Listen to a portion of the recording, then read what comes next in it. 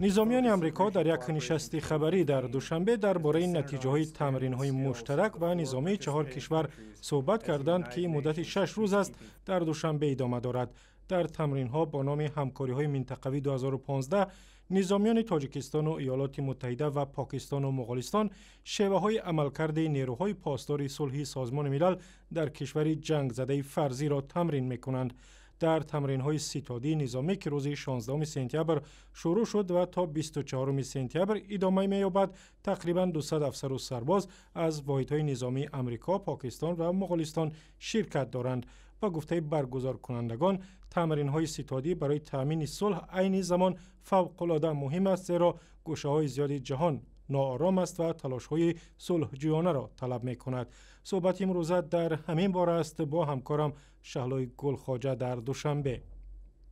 شهلا، در نشست خبری بله طاهر، فعلا در مهمانخانه شراتون واقع در شهر دوشنبه مشق تعلیمی زیر عنوان همکاری‌های منطقوی با شرکت نظامیان 4 کشور تاجیکستان، پاکستان، مغولستان و آمریکا جریان دارد و در این مشق‌ها 187 نفر شرکت دارند و قرار بود که از کشور افغانستان هم در این مشق‌های تعلیمی شرکت کنند، ولی با نظرداشت اون که در آخرین لحظه نتوانستند روابط دریافت کنند، نتوانستند در این مشق شرکت نمایند. خب فرمانده این مشق ها گنرال مایور مدیسن میگوید که برگزاری این مشق ها برای تحکیم ثبات در منطقه و همچنین قوی‌تر کردن مناسبت دوستانه میان تاجیکستان و آمریکا و دیگر کشورهایی که در این مشق ها شرکت میکنند و آماده شدن به اشتراک در تلاش‌های بین‌المللی مساعدت خواهد کرد.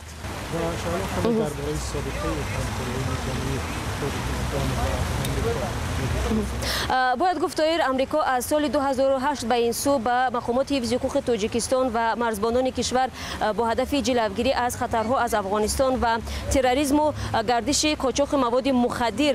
کمک‌های نظامی می‌رساند و میگوید که جانبدار ادامه دادن همکاری با حکومت تاجیکستان است و همچنین قرار است فردا حکومت آمریکا با نیروهای عمان همچنین یک کمک نظامی دیگر نیز برساند. این کمک ایالات متحده آمریکا بعد از امضای ایلوه‌ها به سازشنامه آمریکا و تاجیکستان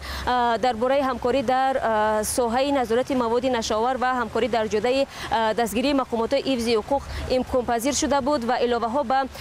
سازشنامه میان آمریکا و تاجیکستان را سفیر سوزان الیوت و معاون وزیر امور خارجه تاجیکستان آزاده امامعلی امضا کرده بودند. تشکر همکارم شهلای گلخواجه از دوشنبه صحبت می‌کرد.